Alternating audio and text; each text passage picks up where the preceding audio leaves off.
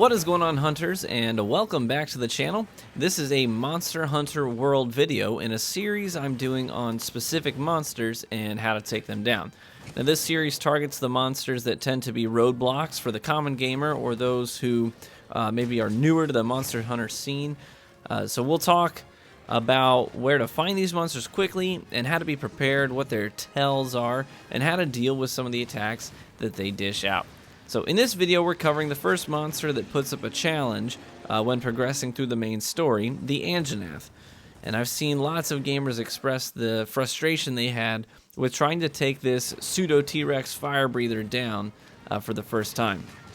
I would tell you that he's actually easier than you might think he is, and I'll tell you why. Anjanath's patrolling route is filled with things that stack the odds in your favor. There are lots of slanted hills and ledges you can use to get big damage on Anja. Almost every weapon in the game has big damage dealing attacks that are activated when sliding down a hill or jumping from higher ground. Leverage those places to get the maximum damage possible while Anja is in those zones. Anjanath's patrol route is also filled with herbs and honey, two harvestable materials that combine to create mega potions. So you should definitely snag those as you fight to keep your inventory stocked with healing items. And lastly, Anja's patrol route is also loaded with environmental hazards to monsters like a giant rock trap you can trigger with a well-timed slinger shot, vine traps, and even poison cups, which will cover the ground with purple poison that slowly damages Anja as he's stomping through it. Now, all of these things help to make the Anjanath fight much more manageable as long as you know where to look. So the more you do the Anjanath hunt, the more familiar you'll become with the environment, and the more second nature triggering those traps and executing those high ground moves and harvesting those healing items will become. So, when you are on the hunt for Anjanath, your best bet is to head straight for the northwest camp in Area 8 of the Ancient Forest. Anjanath patrols in a counterclockwise pattern, and the northwest camp is at the 12 o'clock on that route. So eat a meal before you head out to raise your stamina, health, and attack. Crawl through the hole, drop down for instant access to an herb for healing components, and Anja's trail is always right there waiting for you. Now, track the footprints till the scout flies catch Anja's scent, follow them to where they lead, and start your encounter at your convenience. Now, sometimes you get lucky, and you can actually see Anjanath the second you exit the camp and look down. Now, as previously stated, Anjanath is a fire breather, so if you happen to get tagged with Anjanath's fire, you'll receive a burn debuff, which will slowly trickle down your health until it's taken off. So to put that fire out, simply roll 3 times on the ground, and it will instantly be removed. Now, keep in mind that Anjanath's fire breath defies the laws of physics, and it goes straight through hard cover, so don't try and stand behind a tree or a rock. Anja's fire will find you there. So if you let it hit you, sometimes it'll knock you on your butt, and Anjanath will swoop in for a follow-up attack before you can get your feet planted again. Now, there are 2 main ways to avoid Anjanath's fire. The first is always try to keep yourself at Anjanath's 10 o'clock and 2 o'clock positions. Never head on, right? Unless Anja's stunned and you're doing combos, never go head on with Anjanath. He has a number of attacks in his wheelhouse that are straightforward, and one of his fire breath attacks is that one. It breathes in a straight line out, so stay to the sides a bit. The second way Anjanath does fire damage is basically a straight down area of effect underneath his chin. But he always gives away this attack by shaking his head or showing fire in his mouth, so dodge away and get ready to counter. Along those lines, Anja doesn't have very many instant attacks in his moveset.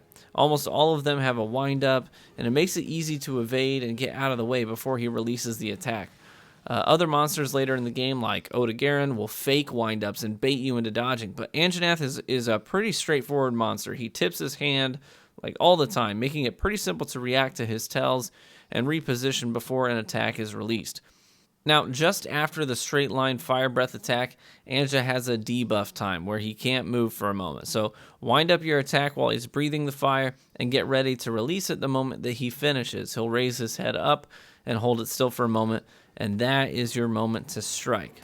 Now, another great way to deal big damage on Anjanath is to play patiently. Back off maybe 30, 40 feet and wait for Anjanath to actually aggro on your Palico.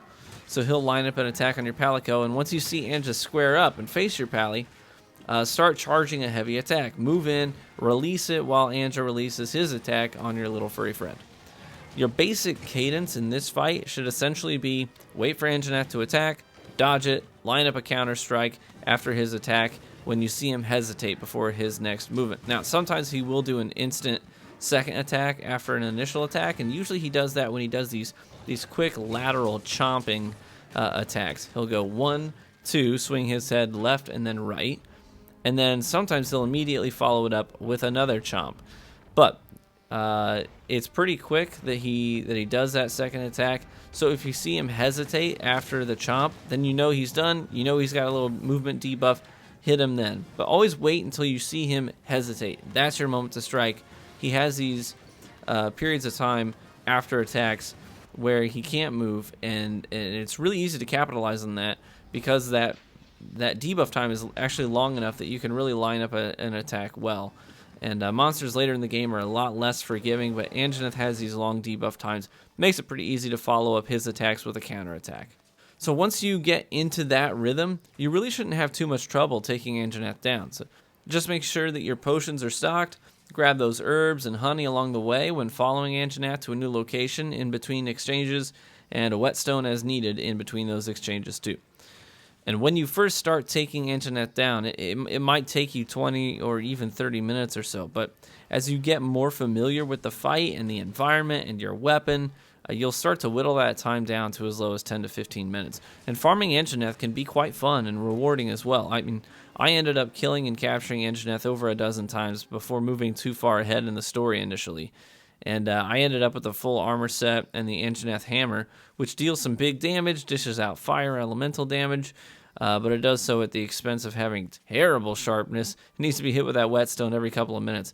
But the armor set is the first set in the game that has a set perk, and this one particularly boosts stamina when your health is low, which comes in handy in some dicey moments. So eventually the fight will lead you to Anjanath's nest, where usually he'll either square up for the final standoff, or he'll lay down and rest, leaving you to charge up an attack or set a trap and some tranq bombs to capture him for better rewards. So best of luck to you as you take him on, and may the gods of RNG bless you with many Anjanath fangs. So good luck.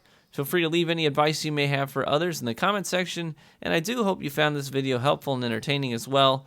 Future monsters in the series will include Odogaron, who I farmed a ton, Rathalos, and Diablos, and Legiana. So thanks for tuning in, and I'll see you out in the wilds.